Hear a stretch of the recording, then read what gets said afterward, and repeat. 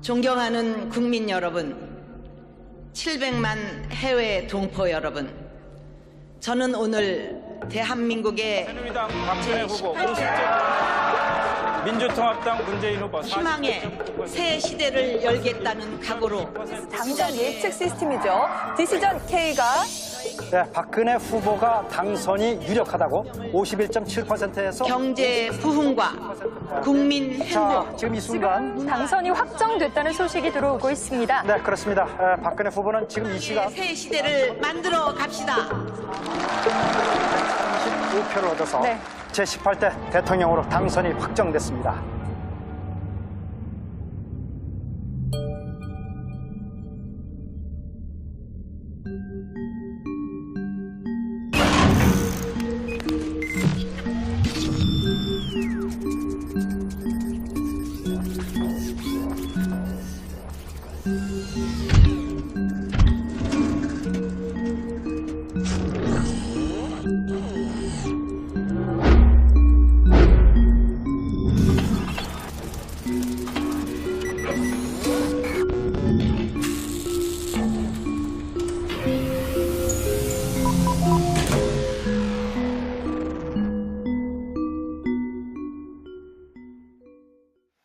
네, 박한영 선생님 1회1.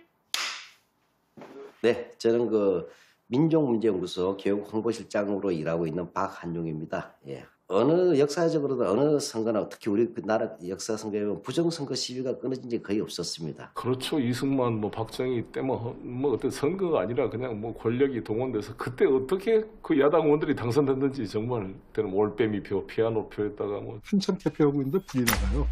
정전이 됩니다. 정전이 되고 이제 그러면 후두둑 뚝딱하고 하고 별 소동이 벌어지는데 불 들어와서 보면은 조봉암 쪽 투표 참관인만 머리 깨져서 이제 자빠져 있는 거고, 이승만 쪽 그 표를 미리 준비했다가 이 정전돼 있는 사이에다 투표함에다가 막 집어넣는 거예요. 이것도 왜 환표라고 해서 표 바꿔치기, 홈표, 표 섞어치기. 앞에와 뒤에는 쉽게 말하면 이승만, 가운데는 야당, 또 피아노표. 문질러버린 거예요. 야당 찍었으면 손으로 개표할 때 하면 인주가 지워질 거 아니에요. 문제지면. 도장을 하나 옆에 더 찍어서 무효표로 만들어버리는 거죠. 피아노처럼. 한마디로 하면 그 예술공학적 수준. 창조적인 투표, 개표. 그래서 나온 말이 투표에서 이기고 개표에서 졌다 하는 말이 나왔죠. 그런데 그중에서 특징이 항상 두 가지 단계가 있어요. 하나는 투표행위 이전에 일어나는 사전 불법 선거. 국정원 댓글 사건에 이어서 군 사이버 사령부의 댓글 의혹까지 불거지고 두 번째는 투개표와 그다음에 그의 개표 과정에서 일어나는 또 하나의 이제 투개표 부정 이런 것이 있습니다.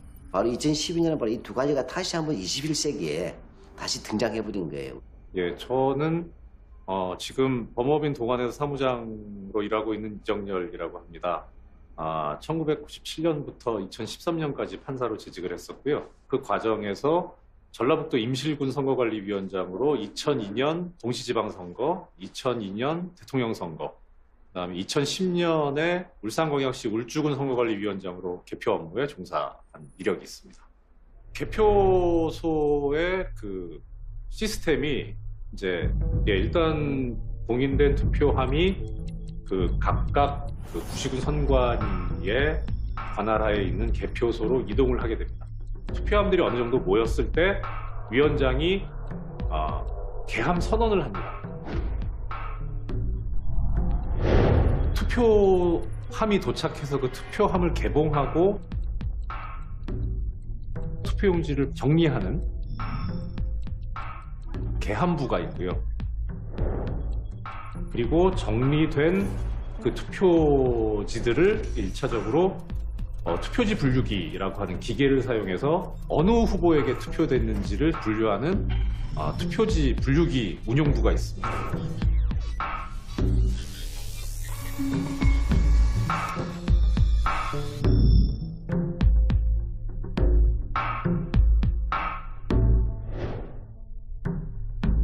거기를 1차적으로 거쳐서 분류된 투표용지를 가지고 최종적으로 어느 후보에게 투표됐다라고 확인을 하는 심사집계부가 있고요.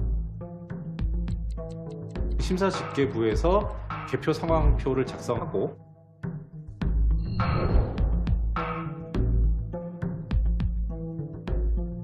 그 투표용지와 함께 선관위 위원석으로 갖다 줍니다. 그러면 일반 위원들이 먼저 순서대로 보고요. 그렇게 해서 이상이 없다고 확인하면 개표 상황표에 서명을 하거나 날인을 하고 마지막으로 위원장이 서명 날인을 합니다.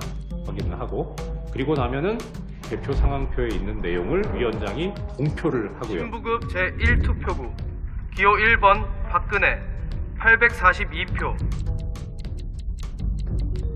그래서 공표된 내용을 선거관리위원회 직원이 송신장비를 이용해서 중앙선관위에 각 후보별 득표 내용을 송출하고 또 공표된 내용을 공고를 합니다.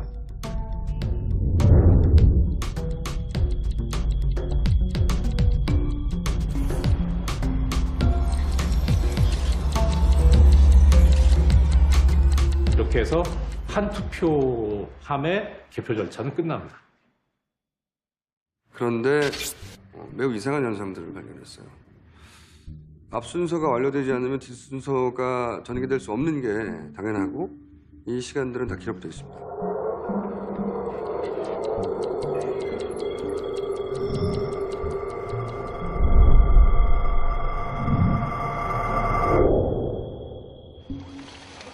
공인된 투표함이 개표소에 도착해 투표지 분류기, 기계로 들어가는 시간.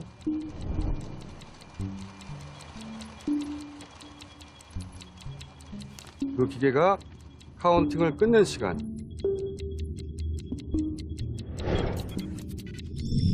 그리고 위원장이 검표를 완전히 끝내고 공표를 하는 시간.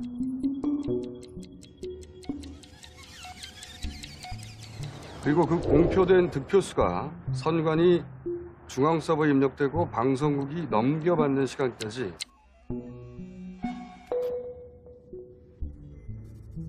매 시간이 공식적으로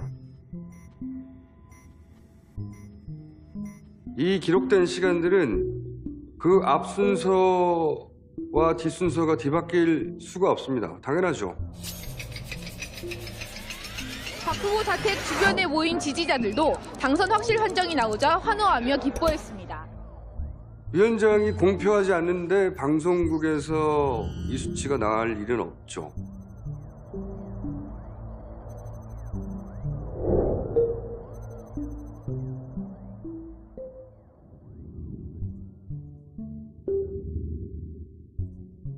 좀 더 나아가서는 기계가 돌아가고 있는 시간인데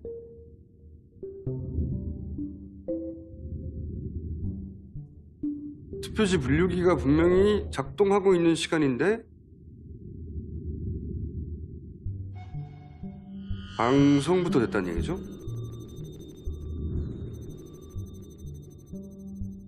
투표함이 개표장에 도착하지 않았는데 개표가 시작될 수 없는 것이고 개표가 완료되지 않았는데 공표할 수 없는 것이고 공표하지 않았는데 방송에 나갈 수 없는 거죠. 간단합니다. 가장 명백히 이상한 케이스는 투표지 분류기가 시작되는 시간과 끝나는 시간이 기록되게 돼 있는데 투표지 분류기가 시작되는 시간 이전에 방송이 됐어요. 개표가 시작되기도 전에 방송부터 됐다는 얘기죠. 기계가 돌아가고 있는 시간, 그러니까 투표 끝나지 않았다는 얘기죠. 근데 이미 방송이 된 사례들. 그리고 좀 덜 심각하지만 역시 이상한 케이스는 개표소에서 개표가 완료됐다고 공표하게 되는데 근데 그 공표 시간보다 먼저 방송이 된 사례들이 있고 당연히 사람이 하는 일은 시간이 걸립니다. 근데 공표와 방송 시간이 같은 케이스도 굉장히 많습니다. 더욱 극단적인 사례는 투표함이 도착하기 전에 개표기가 돌아간 것으로 추정되는 사례들.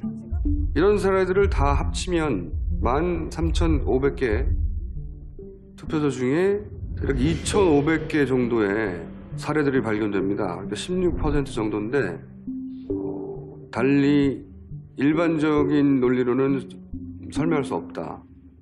그거는 선관위 말대로 PC에 입력된 시간이 잘못됐을 수 있어요. 그런 일도 있을 수 있죠. 그런데 선관위에서 18대 대선 투표지 분류기 운영계획 유의사항 세 번째 항목을 보면 이 개표 상황표에 제어용 PC의 날짜, 시간이 인쇄되므로 휴대폰 등을 이용하여 반드시 현재 시각으로 설정해야 한다. 그런 규정이 나와요. 그런데 누군가의 실수라고 보기에는 오늘 전국적인 현상이고 규모가 크다.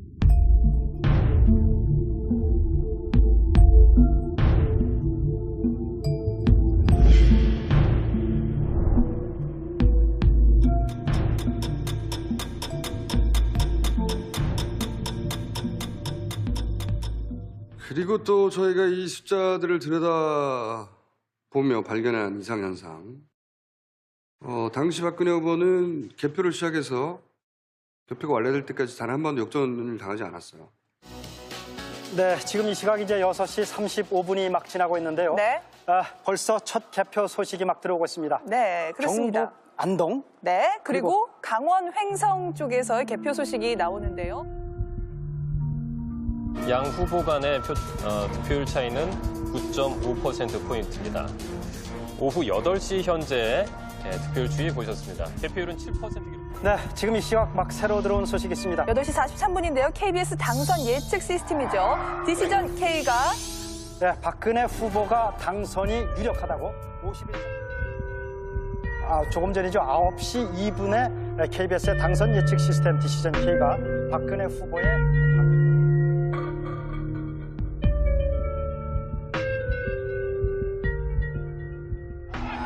자, 지금 말씀드린 순간 삼성동 자택 앞에서 박근혜 후보가 지금 자택 밖에 모습을 드러냈습니다. 아주 환한 웃는 표정으로.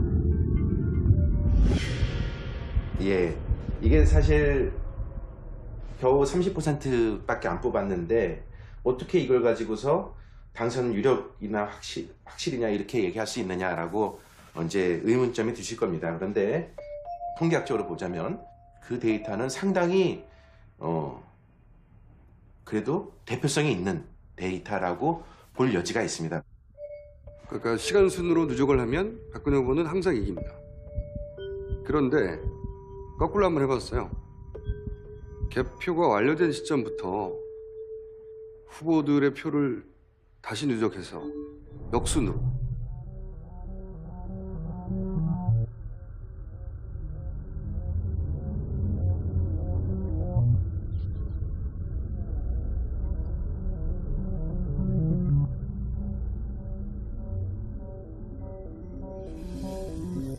역누적을 하면 개표가 완료된 시간부터 표를 하나하나씩 더해가면 문재인 후보가 대략 후반부 4시간 정도는 이깁니다. 이게 무슨 의미냐면 문재인 후보에게 유리한 투표함이 나중에 열렸다는 겁니다. 막판에. 실제 그런 일이 있을 수도 있죠. 대략 6시간 정도는 박근혜 후보에게 유리한 투표함이 먼저 열렸던 것이고, 이제 시골이나 아니면은 인구가 적은 그런 지역의 투표함은 아무래도 빨리 집계가 되고, 그렇게 되면 이제 그런데 인구가 적은 지역이 박근혜 후보에게 더 많은 표를 준 그런 지역이라면 그런 현상이 일어날 수도 있다고 봅니다. 그래서 이제 따져보기 시작했어요. 이 현상이 특정 지역에서만 발생하느냐? 아니라는 걸 알려졌죠. 문재인 후보가 이긴 지역이든 결과적으로, 박근혜 후보가 결과적으로 이긴 지역이든,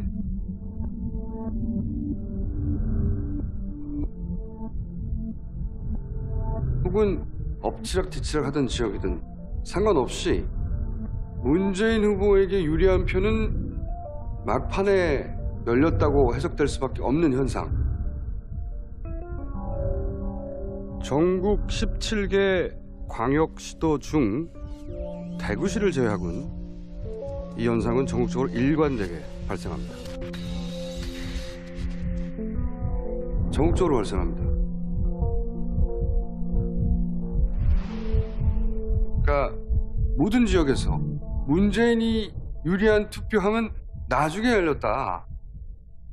문재인이 유리한 투표함인 줄 어떻게 알죠? 알 수 없어요. 개함하기 전에는. 이것은 철저한 보안 속에 관리되고 있으며 허락된 사람이 아니라면 시작조차 할 수 없습니다. 누군가 프로그램을 변경하였다면 바로 알 수 있으며 프로그램을 사용할 수 없습니다. 또한 네트워크가 연결되지 않아 외부의 조작은 불가능합니다. 이것은 분류를 위해 설계되었습니다.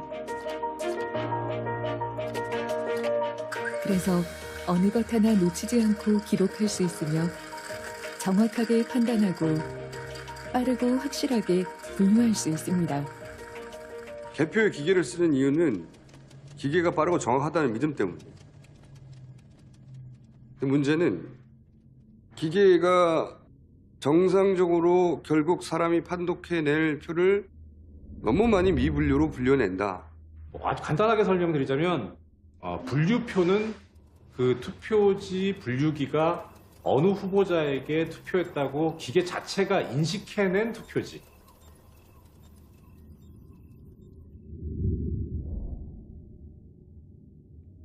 미분류 투표지는 기계가 인식하지 못한 투표지.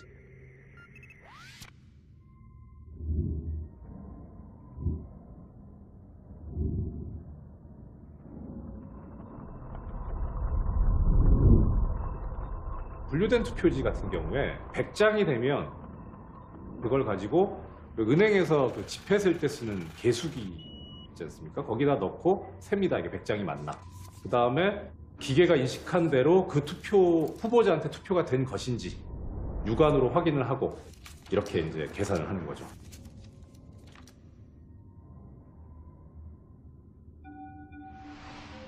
미분류는 기계가 인식을 못한 경우인데 구분 선상에 투표한 경우, 복수의 후보에게 투표한 경우, 인주가 던진 경우, 기표 용구 외에 사용한 경우, 그리고 기계가 인식을 못한 정상적인 표가 있습니다.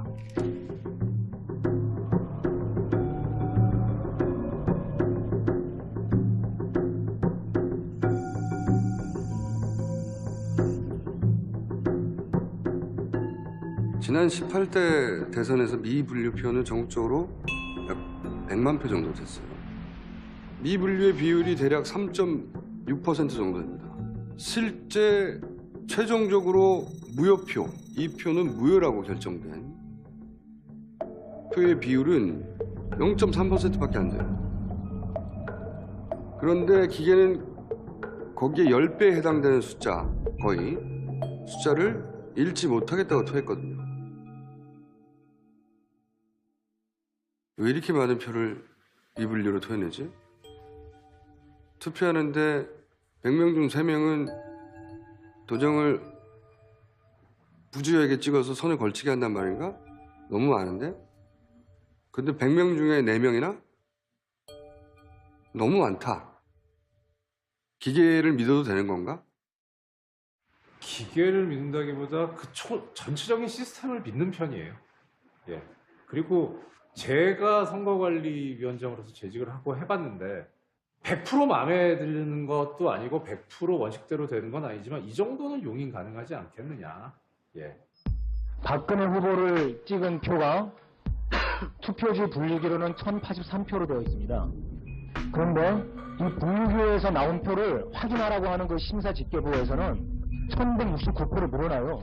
그런데 저희들이 확실한 것은 좌측에 나오는 그 숫자, 그건 분류의 숫자입니다. 사람이 오른쪽에 기재하는 게 문제가 있는 거예요.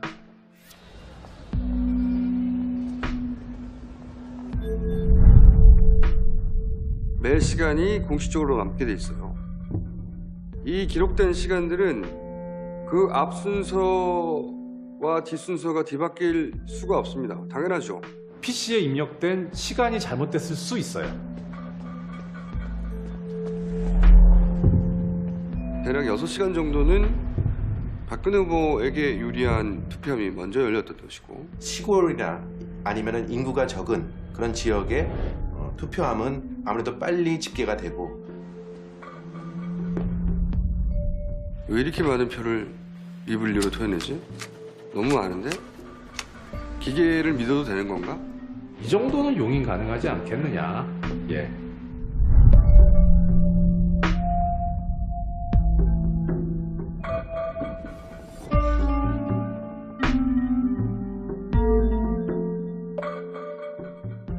My name is Clint Curtis. I'm an attorney in Orlando. I was the programmer that wrote the original code that allowed for vote flipping. Mr. Curtis, are there programs that can be used to secretly fix elections? Yes. How do you know that to be the case? Because in October of 2000, I wrote a prototype for President Congressman Tom Feeney at the company I worked for in Oviedo, Florida, that did just that. So essentially it was requested by the incoming Speaker of the Florida House, and I assumed that it was going to be used to stop any attempt at that.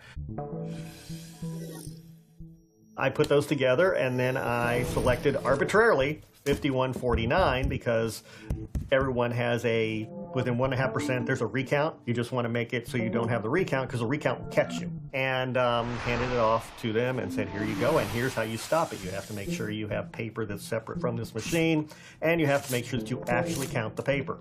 And essentially, I was told, no, we're actually going to use this. So I reported it.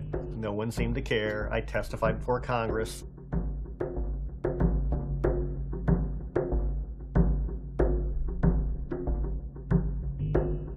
And would that program that you designed be something that elections officials could detect? They'd never see it. So, Lemmy, you know, he was actually working on the case that was investigating it. He came one night and he says, I about have this broken open, just listen closely, you're gonna like what you hear. So, because, you know, we weren't friendly. He was like an investigator, and I was kind of telling him things that went on there. And then maybe a week away, he was found dead in a motel room in Valdosta, Georgia. And it was supposedly a suicide, but it's kind of weird that you would drive 150 miles into another state that doesn't require autopsies in order to kill yourself. So it is what it is, though. Initially a little bit, and that's why I wrote the book. I wrote the book in order so it's all out there. So once it's all out there, if I end up, you know, hanging from a tree somewhere, then people are likely to read the book and something happens. So, you know, but so I wrote the book, and then suddenly everything got a lot calmer. But the most important feature isn't me, isn't Lemmy. It's the fact that your vote is not being counted and you can't verify it. I mean, it may be being counted sometimes, but it doesn't have to be. It can be changed to whatever they want to change it to. And you will never have a way to verify it unless you get away from that whole, look, I've got the fancy computer system of the week type of thing. We don't engage in random sampling of the ballots. 75% of the electorate uses paper records to cast their votes. We don't look at those paper records at all. We rely solely on the election machines to tally the votes and to tell us the results. And in contrast, voting using the optical scan technology produces a paper record. That paper record, you can go back to it if there is a problem, whereas for DREs, for the electronic voting, usually there isn't a good way to check whether there is a problem, much less to recover from it. It's not so much that one is more reliable than the other, it's that the electronic-only machines don't produce any kind of evidence trail that can be checked. Now, some people argue for a full hand-counted paper ballot system, and Canada actually does that. Other communities do that. That is a possible explanation, that people who were polled were either shy about saying they voted for Trump, but it's equally possible that the election was interfered with, and intentionally interfered with possibly by hackers.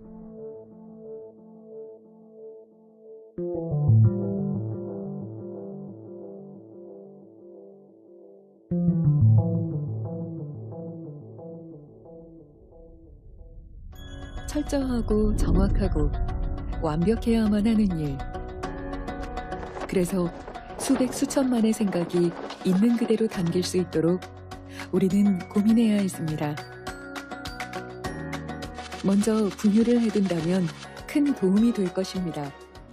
I'm not sure you should ever trust a machine. One technician there could swing a national election. So I am Douglas Jones. I am on the Faculty of Computer Science at the University of Iowa.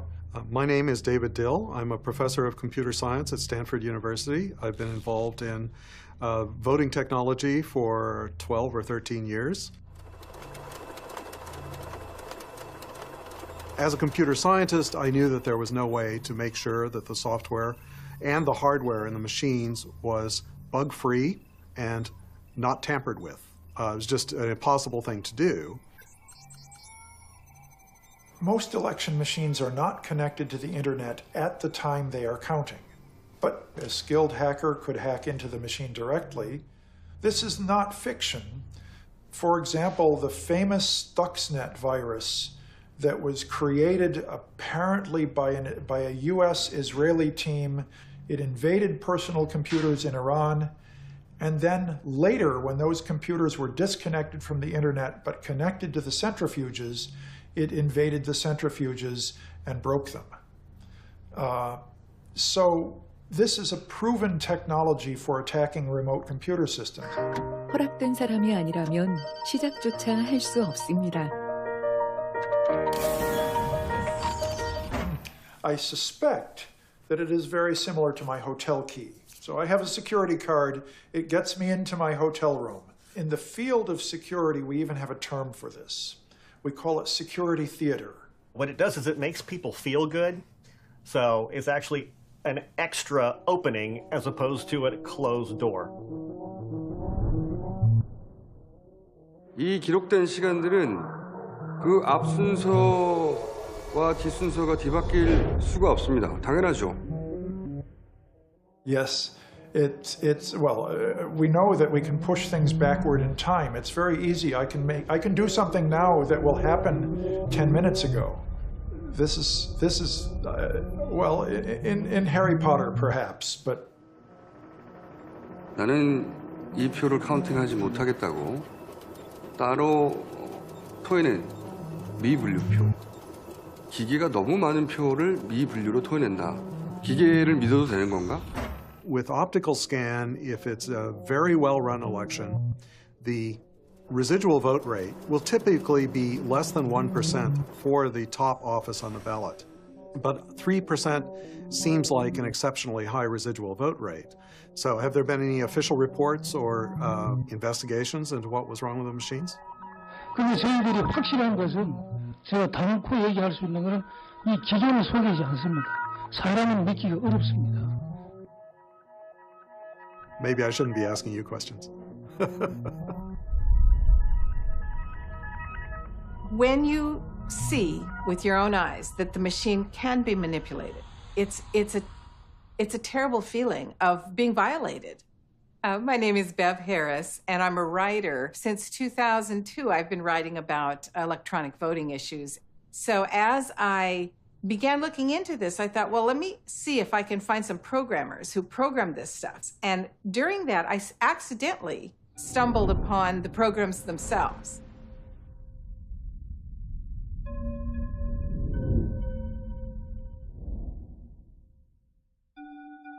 They had been putting them on a file sharing server so the programmers could share them with each other. And I found them. It didn't require a password. And I downloaded all the programs.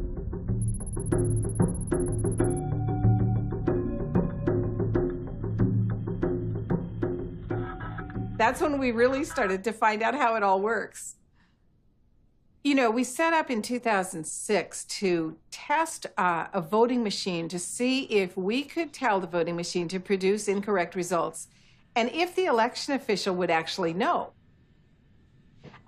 We conducted an experiment with a Finnish programmer by the name of Harri Hursti. I have only touched the memory card, not the other parts of the default election system, which is going to be used today. Only the memory card. So what we had to do in our tests was actually learn how to alter the programming inside the machine as if we were insiders who had control of the machines themselves. This card will go into this slot.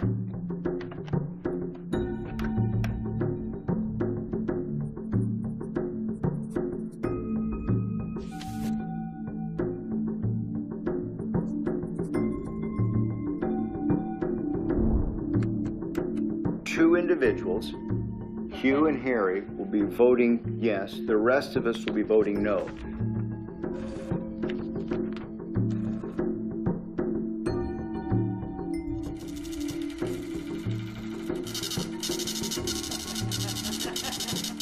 Oh my. 7 people said it could be hacked. And we put through 6 and 2. 6 no's no's and 2 yeses. Oh my gosh, do you know what this means? And he was able to alter the results completely in the election. And the election official was actually standing in the room as he did it. Susan, what does this mean for you? Makes me cry.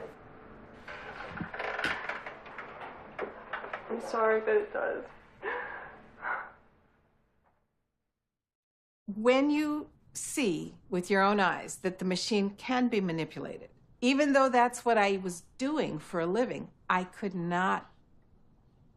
It was terribly painful, just painful. Here in the United States, we often say, well, people are innocent until proven guilty, or you should trust them, you know. That's not actually the case with elections. Trust but verify. Be skeptical until proven correct.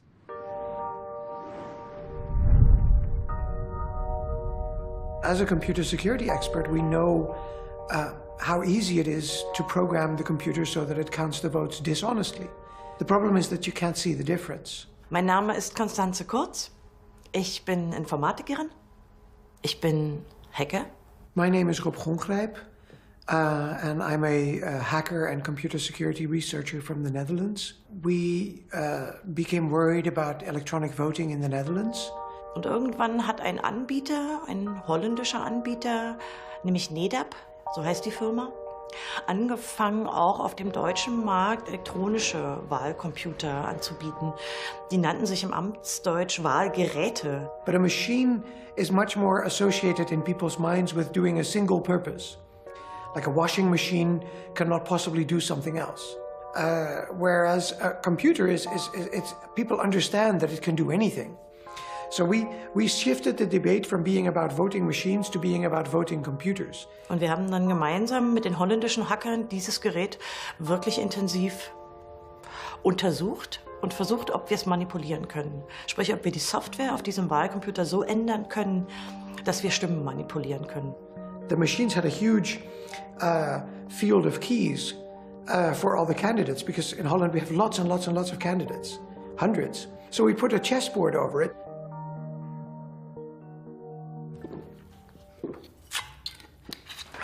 Empty.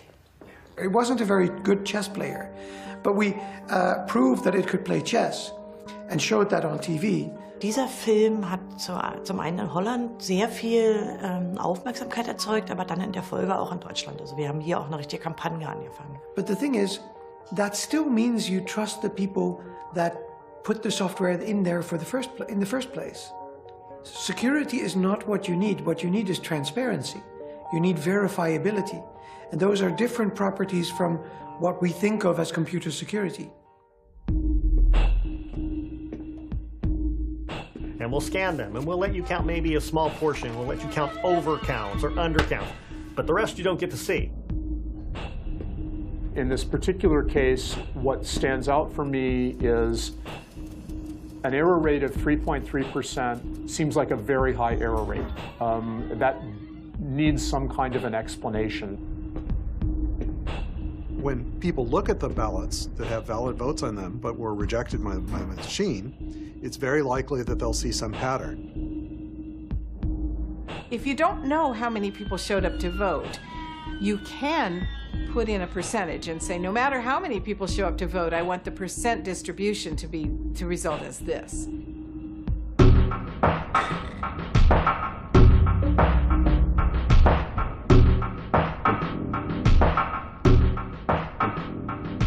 그래서 이렇게 미분류라고 되어 있는 칸에 착착착착 쌓입니다. 사실 우리나라 투표는 굉장히 단순해요. 2012년 대선이 끝나자마자 많은 사람들이 의혹 제기를 했었어요. 이상한 점들을 찾아가기 시작했는데 굉장히 이례적인 점들이 많았어요. 특이한 현상들이. 그중에서 가장 이상하다고 생각했던 점은 뭐냐면 미분류표에서의 양 후보의 표차였어요.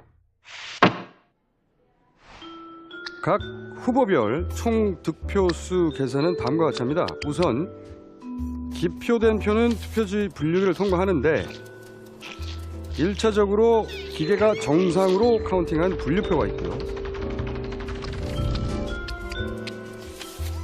여기에 정상 표지만 기계가 인식을 못해서 미분류로 처리한 표가 있어요. 이 표는 심사집계부에서 수검표를 통해서 유효표가 됩니다.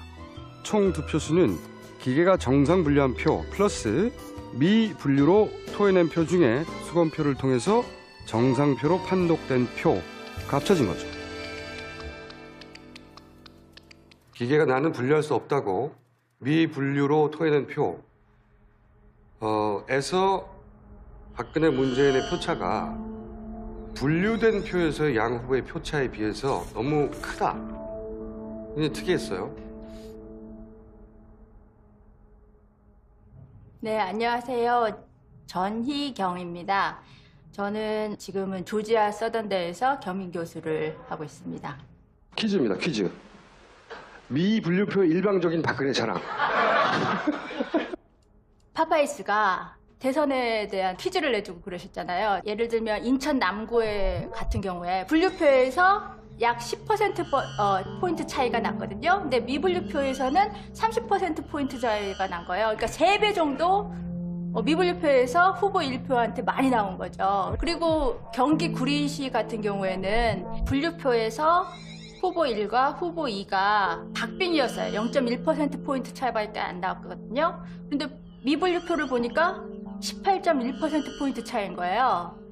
그러니까 이건 너무 이상하다. 데이터가 이러면 안 되는데 저 혼자는 좀 힘에 부쳤어요. 왜냐하면 데이터가 너무 크니까 이거를 어디서부터 시작해야 될지 잘 모르겠고 그러는 와중에 오타와에 있는 세사모 거기서 어떤 리서치를 잘 하시는 분이 이분이 저는 통계 전문가입니다 이러시는 거예요. 근데 이 훈련된 통계학자는 사실은 똑같은 숫자를 가지고 다른 접근을 한 겁니다. 어떤 의미에서는 콜럼버스 달걀처럼 알고 보면 간단한 거였어요.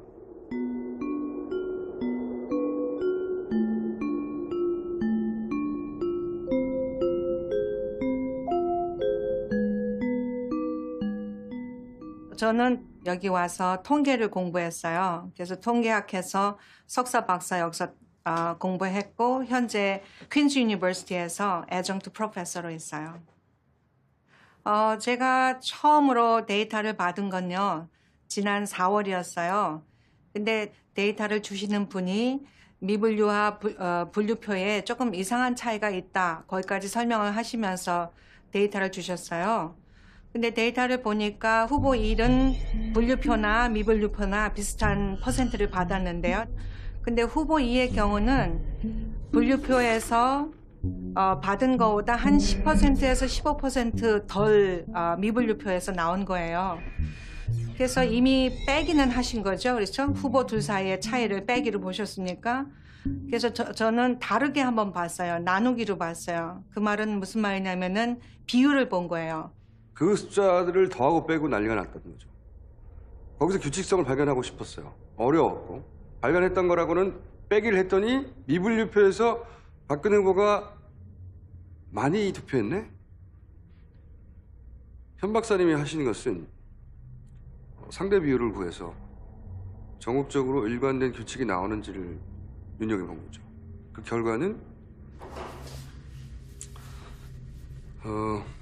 결과는 충격적이었어요. 사람에 있어서 키가 큰 사람이 몸무게가 당연히 많아야 되겠죠. 그리고 키가 작은 사람은 몸무게가 작아야 되고. 그런데 몸무게 따로 키 따로 생각하려면 우리가 복잡하니까 BMI라는 그 인덱스가 있잖아요. 그러니까 어떤 사람이 키는 180인데 몸무게가 50이다. 그랬을 경우에는 몸무게를 키로 나눠버리면은 거기서 비율이 보여요. 그러면 그 비율을 가지고 이 사람 조금 뚱뚱해 아니면 정상이야라고, 그게 이제 BMI의 아이디어이기도 하거든요. 그래서 제가 도시 간의 차이를 안 보기 위해서 비율을 본 거였어요.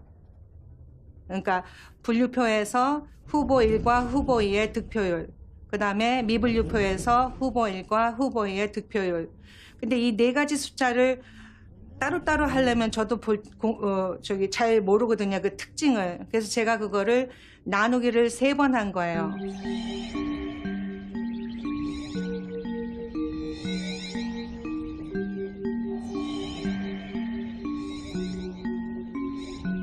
제가 그거를 이제 이름을 붙이기를 relative ratio라고 해서 K라고 했거든요.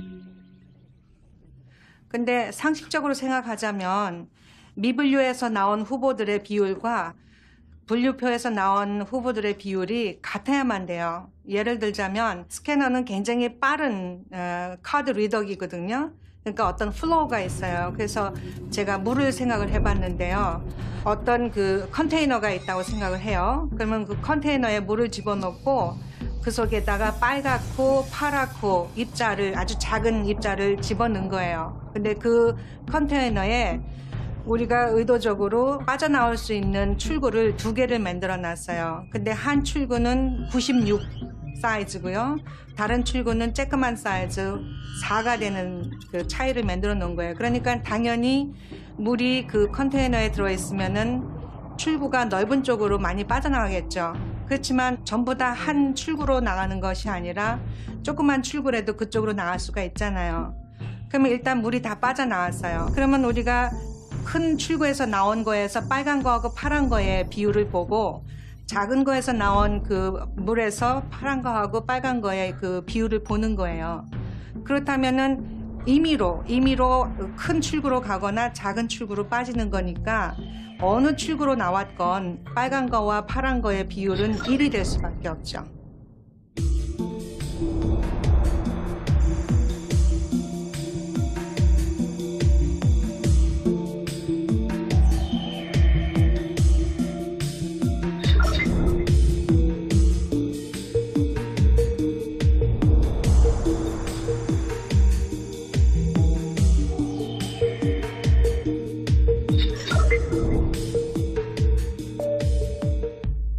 그러니까 K는 아까 우리가 비만도를 조사할 때 BMI 썼죠?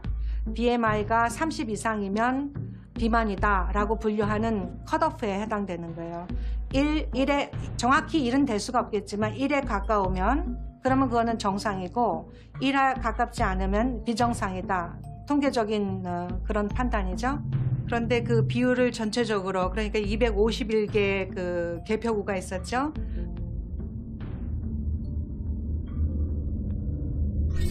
보니까 1.5라는 숫자로 모이더라고요. 눈으로도 알 수가 있었어요.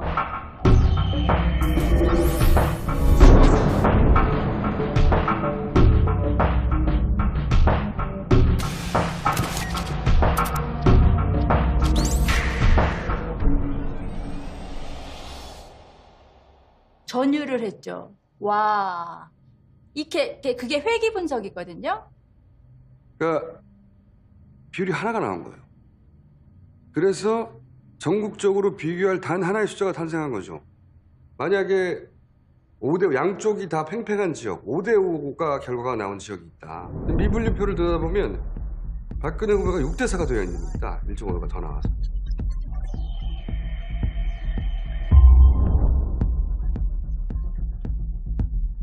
예를 들어서 박근혜 후보가 70대 30으로 이긴 지역을 봅시다. 미분류는 어떻게 나오냐? 78대 22로 박근혜 후보가 더 나오는 거죠.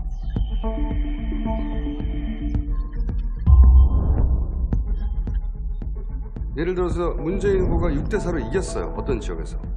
그러면 미분류도 6대4가 나와야 되는데 1.5의 비율 5대5가 되는 거예요.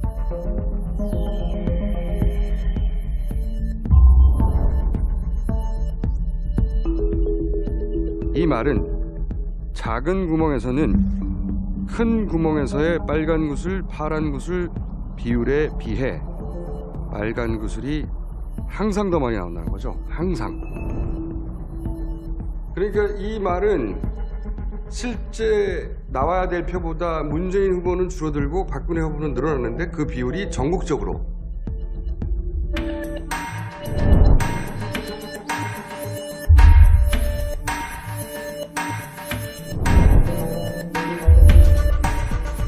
지역과 무관하고 계층과 무관하고 정치 성향과 무관하고 나이와도 무관하고 그 어떤 기준과도 무관하게 전국적으로 모든 개표소에서 단 하나의 숫자 1.5로 수렴되는 비율로 이루어졌다.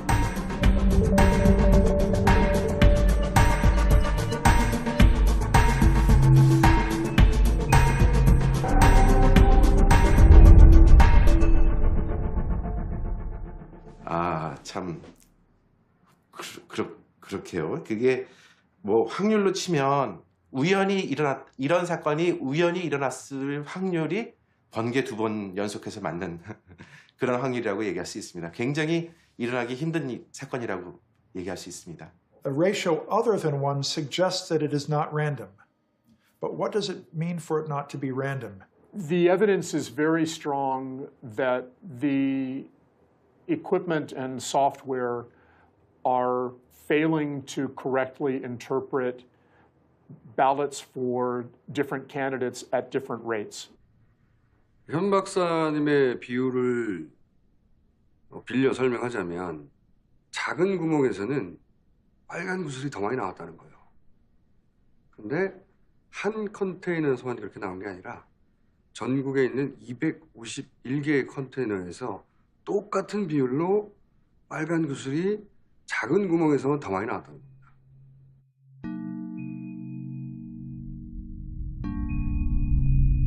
그럼 251개가 어떤 모습을 갖고 있더냐, 그건 저도 궁금했거든요. 근데 그 251개가 예를 들어서 특별한 패턴이 없다라고 하면은 그냥 흩어져 있어야 돼요. 흩어져 있어야 되는데 요거는 1.5를 중심으로 1.5가 해당하는 부분은 훨씬 많은 선거구가 있고 1.5보다 아주 큰 거 2.17까지 나왔거든요. 2.27인 건 선거구가 하나밖에 없죠. 그 다음에 제일 작은 K값이 0.97이었거든요. 0.97도 하나였고. 그러니까 1.5를 중심으로 해서 이게 모아져 있는 그 정규 분포인데, 근데 여기에서 중심이 1.5였던 것이 정상이다. 제가 상상하는 정상이다. 그러니까 각 후보한테 똑같이 미분류로 나갔다라고 가정했을 때는 얘는 그대로 1로 왼쪽으로 이동만 하면 돼요. 그 다음에 이제 이렇게 퍼져 있는 정도는 이거랑 비슷하지 않을까. 그래서 18대 대선에서 1.5가 나왔으니까 저도 맨 처음에 이게 정상인가 비정상인가 궁금했어요. 그래서 그 다음에 이제 제가 부탁한 게 뭐냐면은 그럼 17대, 16대 선거에서는 어땠냐고 질문을 했어요. 그러면 그 데이터도 달라 그랬더니 3개만 달랑 주시더라고요.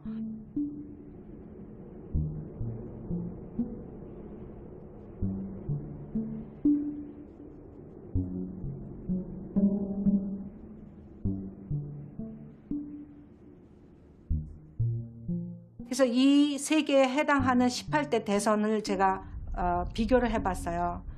근데 어떻게 나왔냐면은 16대, 17대 세 선거구에서는 K값이 1.02, 1.04, 1.04 1에 가깝죠.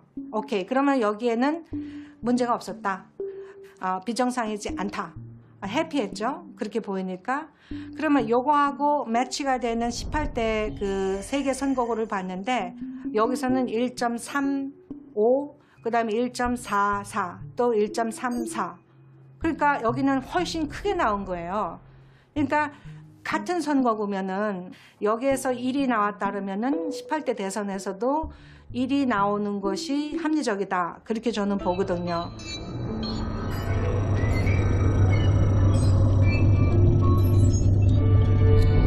이상하다 하는 정황이 하나의 숫자로 팩트가 되는 겁니다. 이상한 정황이 있는 게 아니라 증거가 나온 거예요.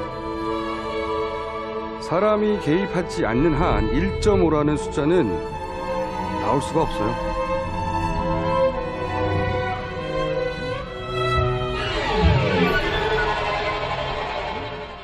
(1.5를) 발견을 했어요. 그리고 이거는 조금 정상이 아니다. 그럼 어떤 경우에 이런 1.5가 나올까? 어떤 경우에 이런 비정상인 결과가 나올까? 근데 이제 이거는 그래서 제가 이제 이 말씀 드리기 전에 강조할 부분은 모델 1.5가 나올 수 있는 방법은 아마 한 가지가 아니라 여러 가지 방법이 있을 거예요. 그 중에서 한 가지를 제가 시나리오로 잡았고 그걸 중심으로 시뮬레이션을 했다. 그럼 제가 이해한 그 개표 과정은 일단 투표지가 들어오면 전자개표기가 읽어가면서 후보별로 이렇게 분류를 보내요. 그거는 분류표죠. 그 다음에 미분류표로 못 읽겠다고 해서 보내잖아요. 근데 우리가 발견한 게 뭐냐면 미분류표에서 후보 1이 후보 2보다 1.5배 더 나온 거예요.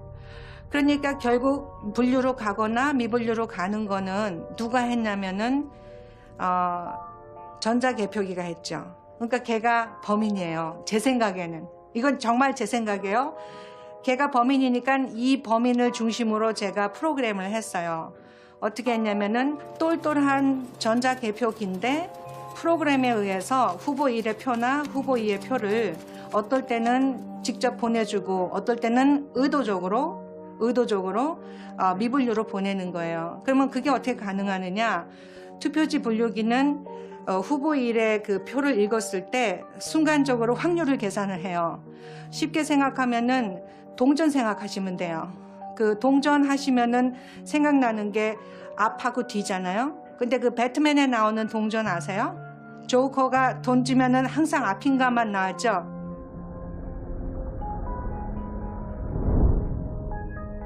그 개념을 생각하면 돼요.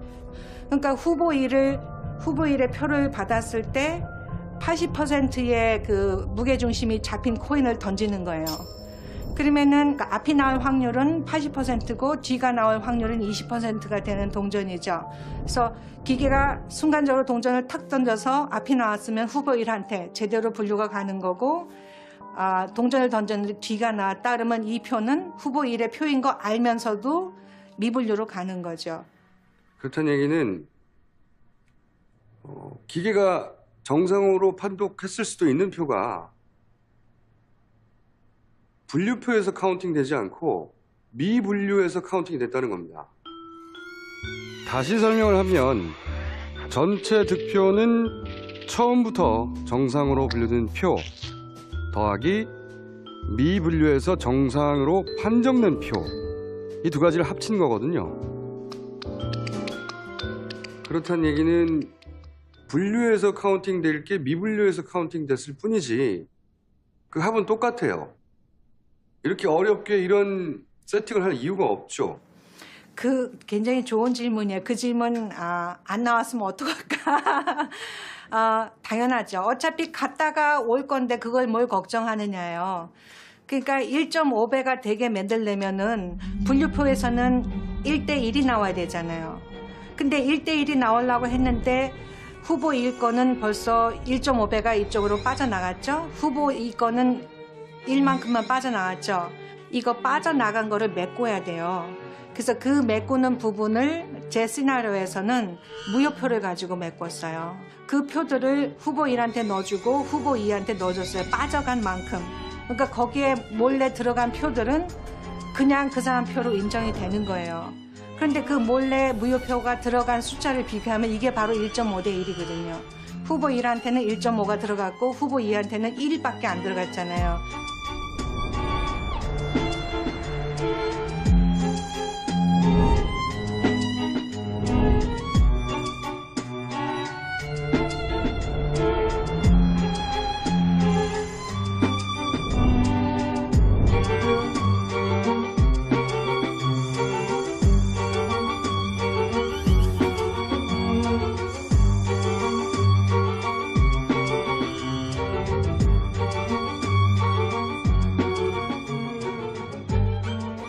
무효표가 들어가는 그 비율이 거기서 1.5대 1이 나오는 거죠. 그래서 그거는 후보 1한테 유리한.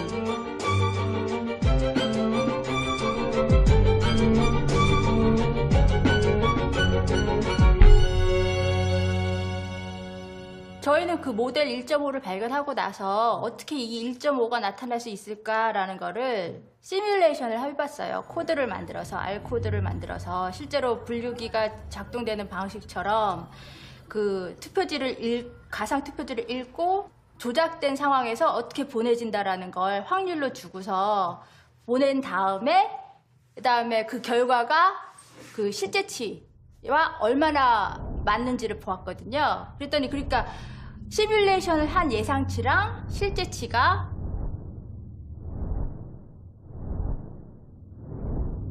거의 같은 거예요. 그러니까 인위적으로 조작을 한 값이 예상치가 97% 설명을 하는 거예요, 실제치를.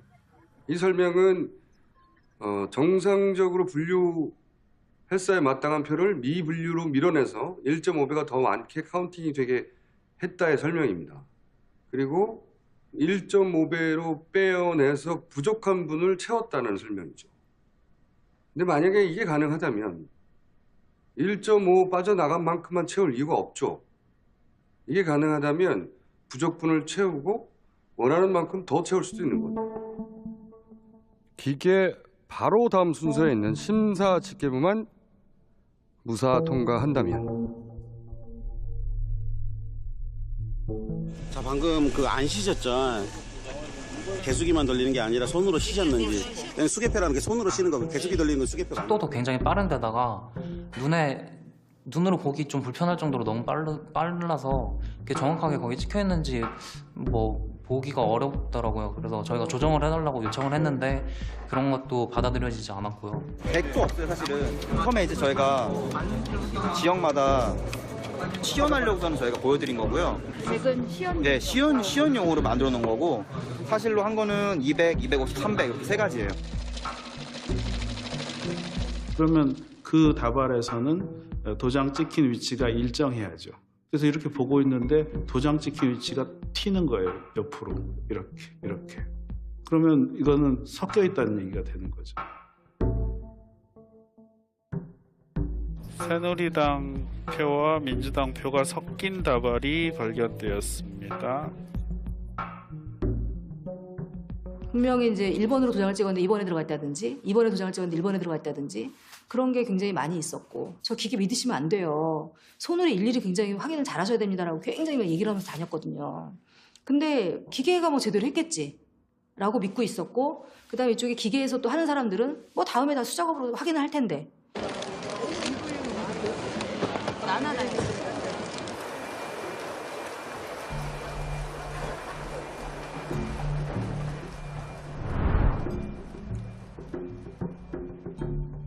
근데 만약에 홈표를 맺는다. 그러면은 후보 2의 표를 후보 1에다 넣어야 돼요. 그 경우는 가능해요. 불가능하지 않아요. 그 경우에는 선거에서 후보 2가 이길 수 있었는데 후보 1이 이기게 되는 결과를 만들 수 있죠. 그러니까 시나리오는 그 결과를, 그 충격을 최소화하는 시나리오를 만들었는데 홈표가 가능하고 홈표가 있었다면 그거는 누가 당선자이냐까지 미칠 수 있는 결과가 나올 수 있다.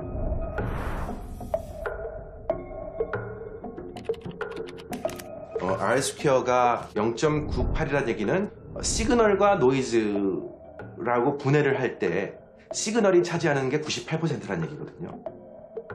그러니까 거의 다 설명해 준다는 얘기죠.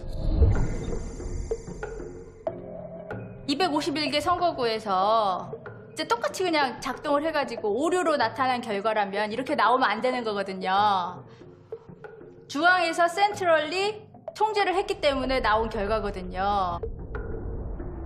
지역과 무관하고 계층과 무관하고 정치 성향과 무관하고 나이와 무관하고 어떤 것과도 무관하게 이 1.5라는 숫자는 절대 저절로 발생할 수 없는 수치고 그것이 명백한 만큼 증거가 나온 거죠.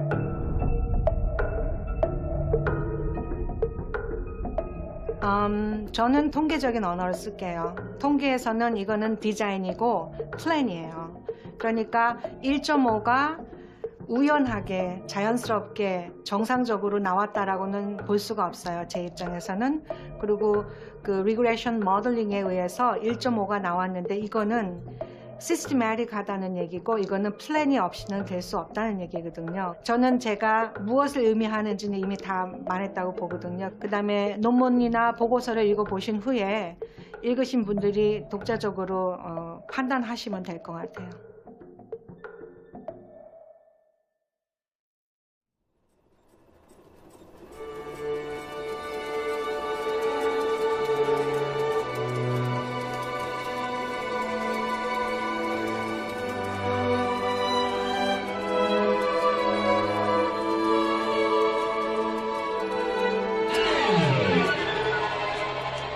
여러 가지로 이제 뭐 접근을 했는데 그 중에서 저희가 가장 빠르게 이제 성공한 방법은 지금 프로그램의 일부 부분을 이제 리버스 엔지니어링을 통해서 분석을 하고요.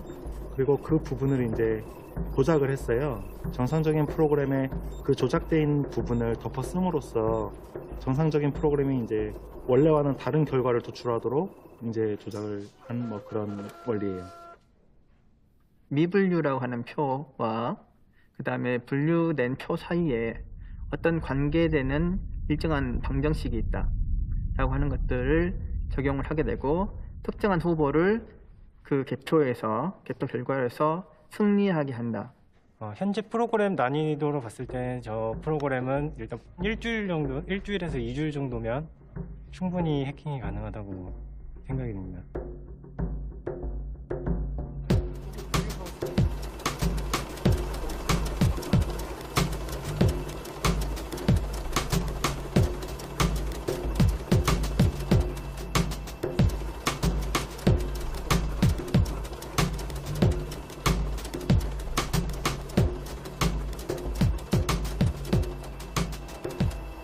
참관님들 하셨죠? 예전에. 그래서 뭐 기계 돌아가는 거 많이 보셨죠? 네네네. 처음 보세요? 네. 예, 내 지역구는 내가 지킨다. 시민의 눈 대표주안자 김상호입니다. 저는 한 아이의 엄마고요. 평범하게 일하면서 세 아이의 엄마이고요. 평범한 시민입니다. 저는 그 공무원 출신이에요. 예, 공무원 출신인데 진짜 더 철두철미하게 지켜야 되겠다. 어서 오세요. 근데 이제 이걸 갖고 저희가 해킹된 프로그램을 돌렸을 때 이제 어떤 결과가 나올지를 보여드리려고 합니다. 화면을 보시면 저희가 보여드릴게요. 지금 원래 조작되지 않은 프로그램은 별 차이가 없어요. 구분이 안 돼요. 조작된 프로그램이랑 조작되지 않은 프로그램은 차이가 없고 저 세 가지 만들어 놓은 프로그램을 갖고 원래 프로그램에 이식을 하면 이제 그 기계가 조작되는데 당연히 이제 뭐 됐나요? 예, 됐어요. 네, 이거 클릭 하나 된 거예요. 저거 지금 제가 해킹한 프로그램 용량 자체는 사실 다 해봐야 한 200-300kB밖에 안 될 거예요. 아무리 네트워크가 안 된다 한들 그냥 USB 한 번만 꼽고 나서 그냥 그 300kB가 훅 하고 지나가고 그냥 빼도 되는. 기본적으로 저희가 준비한 표는 10,000표 중에 박근혜 4,950표, 문재인 4,950표, 무효표가 50표고 나머지 이제 기타 표들이 50장 정도로 해서 지금 실험할 로 데이터는 박근혜와 문재인이 거의 1대1이라고 보시면 되는 거죠. 자, 시작하겠습니다. 그러니까 지금 전혀 모르겠다. 아니 이렇게 가까이 봐도 알 수가 없다는 걸 보여주죠. 예, 맞아요. 일단 이 기계에는 문제가 근데 자세히 보시면 이제 표가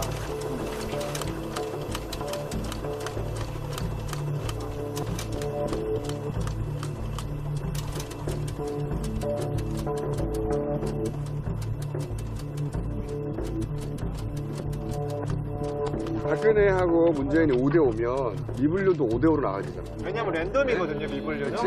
특별히 박근혜한테 유리하거나 불리한 게 아니라 똑같은 기준으로 했을 거 아니야.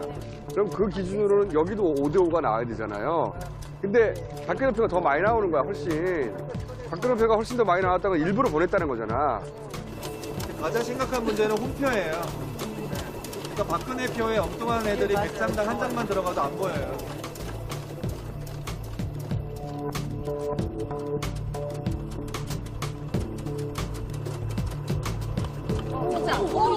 몇 장이나 들어가? 몇 장이나 여기서 다섯 장, 여섯 장. 이분 두번이 많이 들어왔어. 와, 엄청 많이 들어왔어. 10장 넘었어.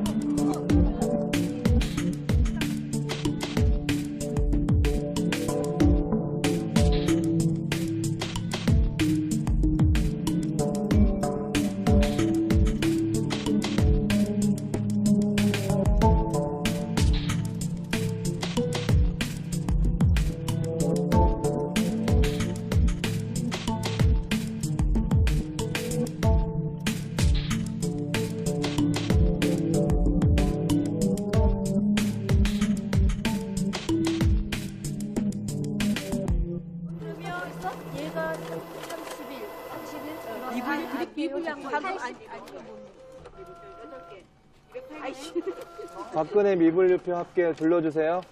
208. 박근혜 208, 무효표 69, 문재인 몇 표? 134. 개표 상황표 결과를 말씀드리겠습니다. 박근혜 5,167표, 문재인 4,738표로 박근혜 51.67%, 문재인 47.38%로 이상한 결과. 아니 말도 안 돼. 이게 말이 이 실험이 너무 교묘하게. 진짜. 그러니까 어떠한 숫자를 넣어도 결과는 51.6대 47로 나온다는 거예요. 그러면 지금 크로스가 굉장히 심각한 겁니다. 이게 지금 이 데이터 아닙니까? 이 데이터가 분류하는데 이 분류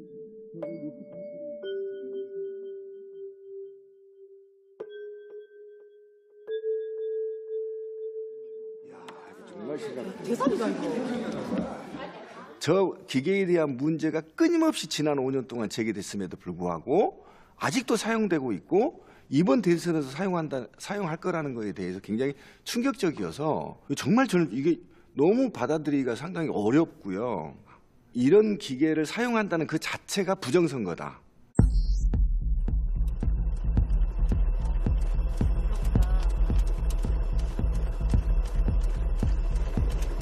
자, 두 번째 실험이 시작됐고요. 이번에는 문재인한테 5,200표를 넣었고요. 박근혜한테 4,700표를 넣었는데 이제 결과가 어떻게 나오는지를 보는 실험입니다.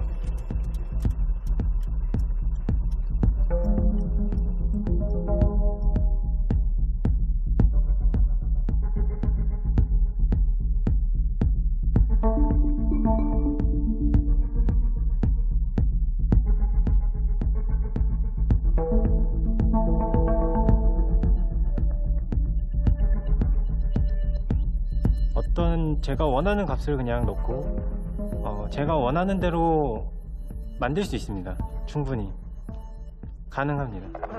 두 번째 해킹 시뮬레이션 결과를 발표하겠습니다. 저희가 아까 박근혜한테는 4,700표를 넣었고요. 문재인한테는 5,200표를 넣어서 이제 해킹 프로그램으로 테스트한 결과 엄청난 결과가 나왔는데요. 박근혜한테 442표가 더 가서 5,142표가 나왔고 문재인 표가 사라지고 4,761표가 나왔습니다. 그래서 51.4 대 47.6으로 박근혜가 이기는 결과가 말도 안 돼요. 나왔습니다. 이거 믿을 수가 없어요. 어떻게 그럴 수가 있어요? 왜 이래요? 아니 처음부터 다시 해주십시오. 예, 다시 해요. 아니 어떻게 이럴 수가 있어요? 아까 이거 아니 근데 진짜 이게 심각하다. 원래 5,200표고 박근혜 표가 이게 뭐야? 700대 어마어마한 일이 지금 벌어지고 있습니다. 지금 상황이.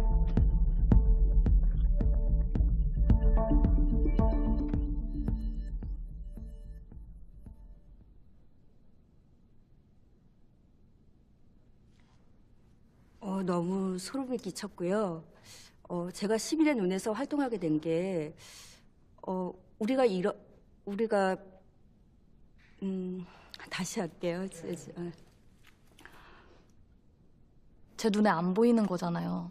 기계가 오류가 없다고 해도 프로그램이 그렇게 돼버리면 제가 어떻게 참관인으로서 어떻게 그걸 잡아낼 수 있겠어요. 그런 점에서 좀 소름 돋고. 자, 문재인표 300표를 갖고 아까 우리가 첫 번째 했던 해킹 프로그램을 한번 돌려볼게요. 가슴이 막 떨려요. 이제까지 우리 앞에서 이런 했다는 것 자체가 정말 이해할 수 없어요. 우리가 꼭 바보 같고. 한번 해봅시다. 네.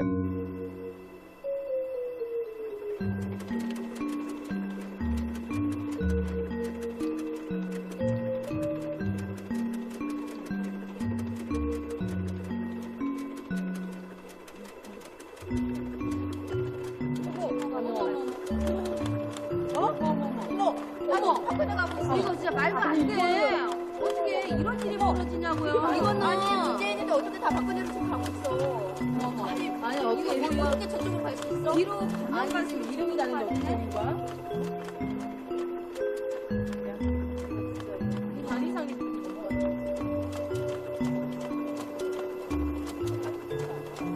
다 저리로 가. 백정 맞아요? 네, 자 미분류표 검수해 주세요. 미분류표는 박근혜랑 문재인, 다 문재인이고요. 어. 5장이에요. 자, 우리 간단한 퍼포먼스를 보여드릴게요. 이 해킹 프로그램이 얼마나 이제 자유자재로 바꿀 수 있는지를 보여드릴게요. 정인 씨, 문재인 100장 주세요.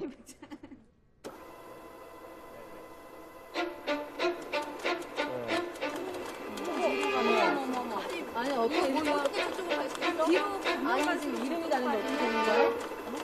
과연 저 투표 분류기가 잘 작동되고 있는지, 숫자는 맞는지, 어디서부터 어디까지 이거를 문제를 풀어야 되고 또 이거를 믿어야 될지도 모르겠어요. 솔직히 말하면. 그리고 너무 무서워요.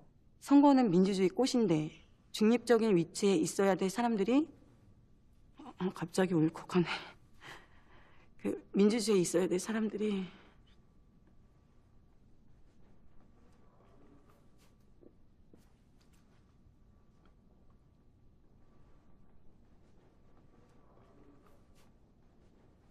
이거는 저희 주권을 갖다가 침해하는 그런 기계이잖아요. 근데 하물며 뭐 우리 집에 뭐 하나 사사로이 쓰는 그런 세탁기 같은 그런 전자제품도 아니고 저런 기계를 갖다가 쓴다라는 건 말이 안 돼요. 240개가 넘는 개표장에서 굉장히 어수선한 상태에서 저런 오류들을 잡아낼 수 있다는 건 거의 불가능하다고 본다면 저 기계는 당장 지금 부셔야 되고 당장 폐기해야 되고 사용 못하게 막아야 되는 것이 옳다.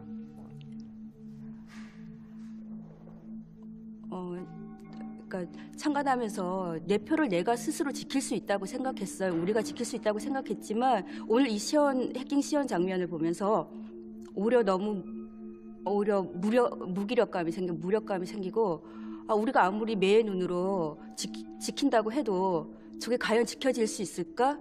과연 우리가 뭔가를 할 수 있을까? 저걸 막아낼 수 있을까? 너무 두려워요.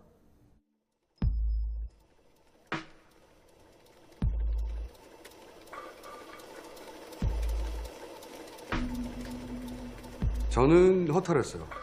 이렇게 쉽게 확인될 것을. 지난 3, 4년간 이게 가능하다, 이럴 수 있다 끊임없이 문제 제기를 해왔는데 우선 이 기계를 손에 넣을 수가 없었고 선관위가 임대주지도 않고 그런데 기계를 확보하고 쓸지 이게 가능하지 않겠느냐고 프로그램을 하고 불과 2달 만에 이게 가능하다는 게 눈앞에서 입증되는 걸 보고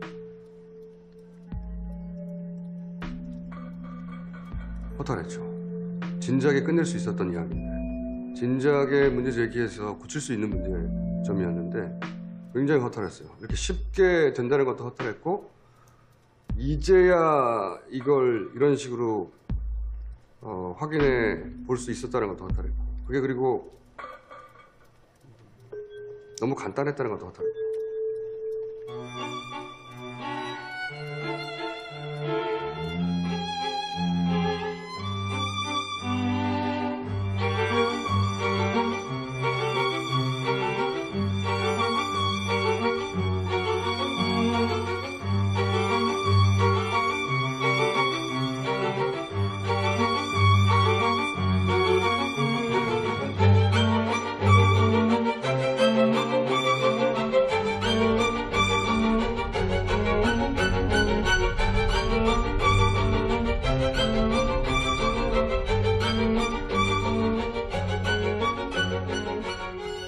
예, 저는 시사저널에서 근무하고 있는 조혜수 기자라고 합니다. 예, 전 시사저널의 조유빈 기자라고 합니다. 2011년 11.6 그 서울시 보궐선거 디도스 사건에 관련해서 당시부터 최근에 그걸 보도한 바 있습니다. 네, 저는 지금 보안 업체에서 일을 하고 있는 최영남이고요. 지금 현재 해커로 활동하고 있는 보안 담당자입니다. 이 제보자의 말대로 하자면 본인 팀 그리고 이제 진주팀 깡아무개 대표가 운영하는 진주팀 그 외에도 한 두서너 팀이 서울시장 보궐선거 디도스 공격이 들어갔습니다. 정확하게 말하면 사이버 테러 공격이겠죠. 근데 그분 하신 말씀은 이제 박원순 당시 후보의 원순닷컴은 디도스 공격이 맞고 송관이에 가해진 공격은 디도스 공격 외에 플러스 알파 공격이 있었다. 그러니까 DB가 해킹된다는 것 자체가 디도스 공격과는 좀 다른 차원의 문제인데요. 마치 그 부분에 해킹이 된다는 것은 선관위 서버를 관리하는 관리자의 지위를 갖게 된다는 것과 같다고 합니다. 그러면 사실상 선관위 디도스 때 그때 당시 이미 선거관리위원회에서 가지고 있었던 각종 투표 시스템들 그리고 그 개표 상황을 저장하고 있는 데이터베이스들 이런 부분들에 대한 시스템 구조를 이미 다 파악했을 거라고 봅니다. 이거는 그냥 단순하게 제 개인적인 사견이 아니고요.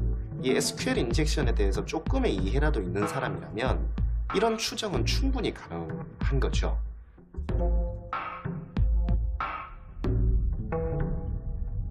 시간 역전 현상을 간단하게 말하자면 방송부터 되고 카운팅은 그 뒤에 되는 거죠. 현재 개표가 되지도 않은 개표소의 상황이 먼저 표출이 됐다고 하는 건 결국에는 미리 정해진 데이터가 데이터베이스 안에 삽입이 돼 있었다. 결과를 정해놓고 그 정해진 결과에 따라서 데이터베이스를 미리 만들어 놓고 그 만들어진 데이터베이스를 들이부었다. 이렇게 볼 수도 있는 겁니다. 네, 근데 그거보다 또 좀 더 충격적인 것은 이 제보자의 말대로 하자면 선관위 디도스 공격은 연습 게임이었고 2012년 총선, 나아가서는 대선이 본 타겟이었다고 얘기를 하시더라고요. 더 나아가서는 어떤 선거든 이런 사이버 테러를 감행하는 팀들이 존재하고 또 그 팀들에 의해서 실제로 공격이 진행될 수 있다. 진행되고 있다라고 얘기를 하셨습니다. 네.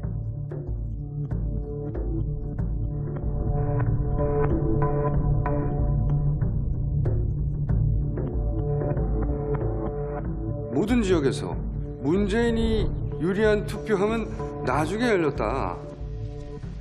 이 기록된 시간들은 그 앞순서와 뒷순서가 뒤바뀔 수가 없습니다. 오늘 전국적인 현상이고 규모가 크다. 기계가 나는 분리할 수 없다고 토해낸 표에서 박근혜 문재인의 표차가 너무 크다. It is connected to a computer, and that computer, even if it is not now connected to the internet, so that later, when that computer is connected to the vote counting machine, that computer can then inject problems into the vote counting machine. So, for example, the worst kinds of attacks against many systems are insider attacks. So suppose a corrupt programmer puts something in the program that's very difficult to find that changes a few votes. 언제 이 수치가 방송에 나가는지를 최종적으로 통제하는 것은 중앙 서버예요. 중앙에서 데이터를 내리는 서버 한 대만 해킹을 하면 충분히 광범위한 해킹이 가능하다.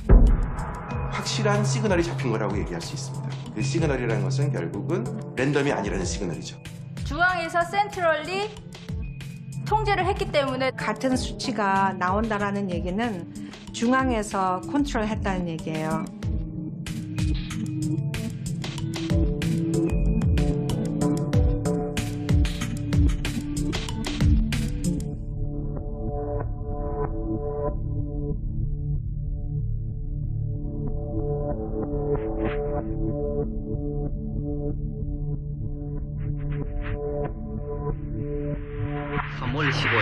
역사적인 우리나라 제4대 대통령과 제5대 부통령 선거가 시행되었습니다. 이 대통령과 그 내분께서도 영시 강석 소위와 함께 이른 아침 자하동 제1투표소에서 투표를 하셨습니다. 3.15 부정선거는 아주 노골적이고 전대미문의 부정선거였어요. 그래서 그렇게 흔히 말하는 4인 투표니 완장 투표니 실제로 3.15 부정선거가 일어났을 때 이승만은 89%인가를 얻어요. 80% 훨씬 초과한 거죠. 그래서 투표가 끝나기도 전에 민주당이 3.15 부정선거 무효를 선언을 했고 선거 당일날 마산에서 이제 큰 시위가 일어났고 이것이 이제 아주 그냥 폭발적으로 발생해서 4.19가 터지는 겁니다. 이 중에서 가장 대규모적이고 가장 충격적이고 후유증이 심했던 것이 1967년 6월 8일 날 일어났던 6.8 부정선거의 총선 국회의원 선거의 부정입니다.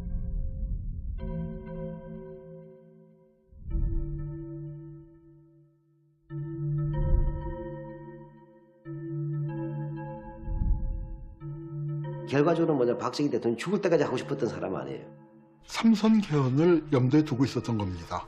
그때 부정선거에서 이제 가장 열심히 뛴 사람 중에 하나가 박정희 본인이에요. 2004년에 노무현 대통령이 탄핵당한 게 열린우리당 소속이니까 열린우리당이 총선에서 좀 잘 됐으면 좋겠는데 내가 대통령이니까 뭐 어떻게 그 도와줄 수는 없고 참 그렇다. 이제 그 정도 얘기를 했다가 그게 탄핵이 됐지 않았습니까? 근데 그때는 박정희가 어떻게 했냐면은 김대중을 낙선시키기 위해 목포에서 국무회의를 열었습니다. 국무위원들이 다 목포에 가서 거기서 엄청난 선심 공약을 했고요.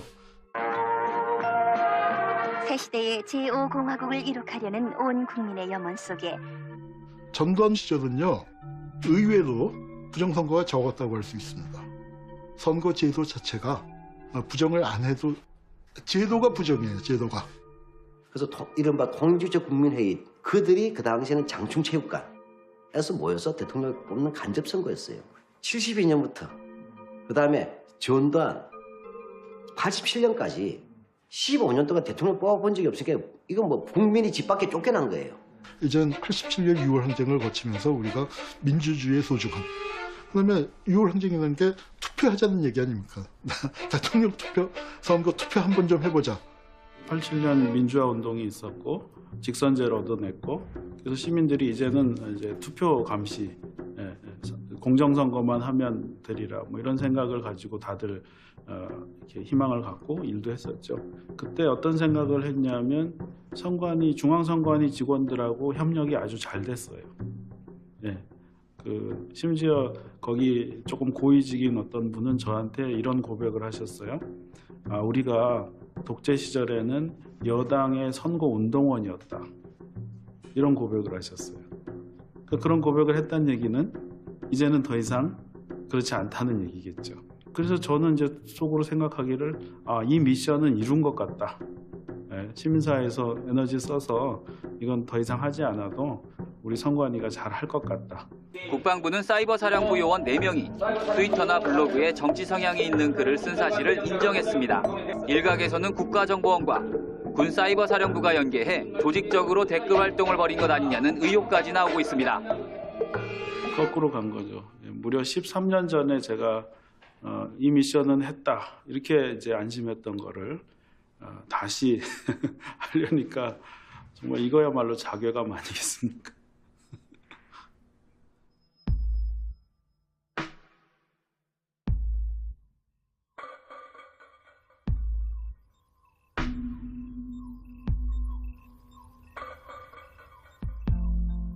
기본적으로 선관위 입장은 이게 전자개표가 아니다. 투표기 분류기에 불과하고 컴퓨터 네트워크나 인터넷으로 연결되어 있지 않는 것이다. 그러나 이제 개표기에 컴퓨터가 부착되어 있는 것은 고도의 어떤 전문적 집단이나 아주 뭐 해킹 집단들이 선관위 직원도 모르게 뭔가 이것에 조작을 할 개연성 이런 것에 대한 위험을 차단하는 것이 중요하다 이렇게 생각이 됩니다. 그래서 저도 여러 가지 그런 의문의 소지를 없애기 위해서 투표소 개표 방식을 채택하는 게 맞지 않을까 생각하는데 이제 투표소 개표 방식으로 바꾸게 되면 물량이 적기 때문에 금방 개표가 될 것 같고 수개표로 다 직접 확인이 될 수 있는 시간이고 또 이송 시간을 절약할 수가 있기 때문에 또 신속하게 개표 상황을 확인할 수가 있는 장점이 있다고 생각합니다.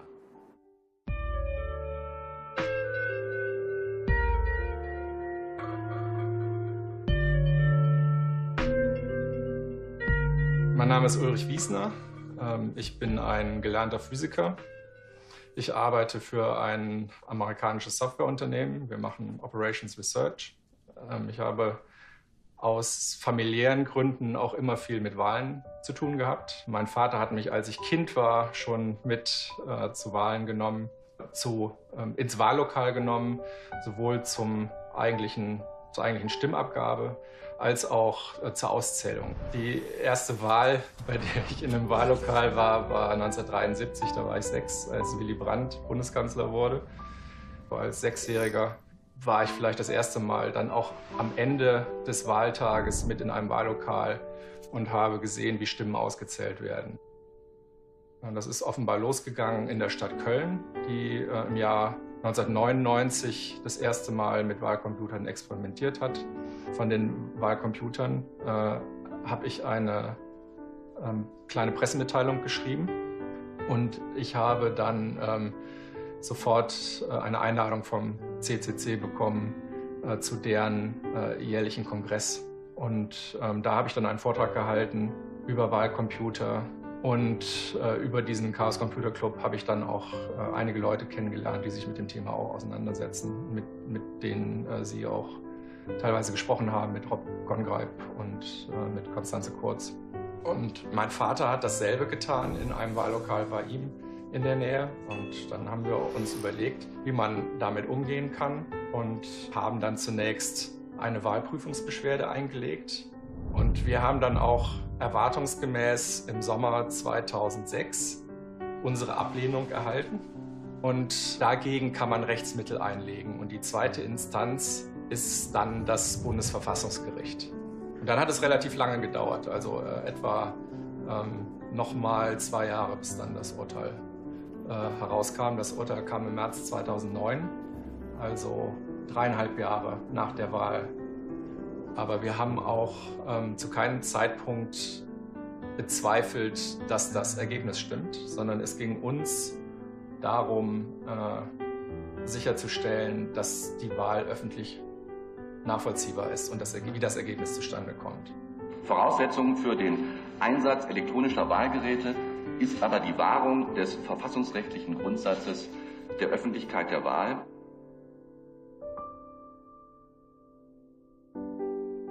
Also mein Vater war eigentlich ein politisch immer sehr konservativer Mensch. Und es war eigentlich für mich ein großartiger Moment, als wir dann nach der Urteilsverkündung zusammengesessen haben mit etwa 30 Leuten in einem Restaurant in Karlsruhe. Und es waren linke Aktivisten dabei und sehr konservative ältere Herren. Und die sich eigentlich alle einig waren zu feiern, dass Wahlen frei und demokratisch sein müssen. Ja? Und wir haben 2 autoritäre Regime gehabt in Deutschland und weder unter Hitler noch unter den Kommunisten in der DDR gab es freie Wahlen. Und das ist einfach nicht hinzunehmen, da Kompromisse zu machen bei dem Thema, wie Wahlen organisiert werden. No step in the processing of the ballots from the moment the ballot leaves the voter's hand to the moment the ballot has been counted, no step in that process should be done in private without being observed by the public. That is a very delicate process that we all have to monitor very carefully because it's the heart of democracy. It's the heart of transferring power without needing to shoot each other. Computers cannot take away that responsibility. You have to double check them in a way that doesn't require a computer. As a computer scientist, it's my position that you should not trust computers in an election. I think it's an ongoing fight. Dr. Martin Luther King Jr. said the arc of the universe is long, but it bends towards justice. We will see fights into indefinite periods of time going forward about our democracy. Because people are endlessly creative and clever.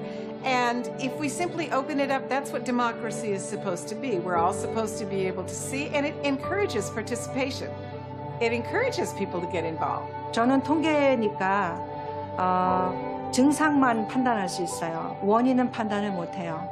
근데 저는 그 얘기를 하기 전에 중앙선관위가 요거는 반드시 설명을 해야 된다고 생각해요. 왜냐면은 정상이라는 것은 K값이 1이 나와야 되거든요. 근데 1.5가 나왔거든요. 그리고 제가 이거는 비정상이라고 얘기하거든요. 그러면 비정상인 것이 나왔으니까 중앙선관위가 왜 이런 현상이 일어났는지 설명을 해줘야 돼요. 가장 확실한 해법은 투표소에서 투표가 끝나는 즉시 바로 그 자리에서 수개표를 하는 겁니다. 만약 그렇게 절차를 바꾸는데 시간이 걸린다. 지금 현재 조건에서도 이 문제를 상당 정도 해결할 수 있는 방법이 있어요.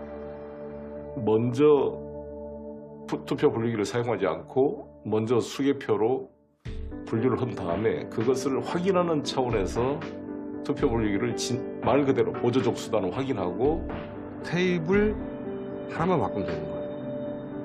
사람이 세는 순서를 기계 앞으로 바꾸기만 하면 됩니다. 이 간단한 걸 안 하겠다. 그 사람이 범인이죠. 우리가 세금을 내잖아요. 그러면 우리는 그 측면에서 소비자인 거죠. 뭐 지금처럼 이렇게 광장에 촛불을 든다거나 이거는 좀 특수한 케이스고 소비자가 자신의 의사를 표현할 수 있는 제도적인 장치가 선거라고 생각하거든요. 요즘 같은 세상에서는 바른 말을 하고 싶어도 예를 들면 블랙리스트 명단에 올라갈 수 있는 그런 두려움이 있기 때문에 바른 말을 하고 싶어도 하지 못하는 그런 눈치 보는 사회가 되었잖아요. 근데 저는 우리 아이가 바른 말을 하고도 너 정말 멋있어. 너 정말 잘했어. 너 같은 애가 최고야. 이런 말을 할 수 있는 나라가 되었으면 좋겠어요. 그래서 나왔어요.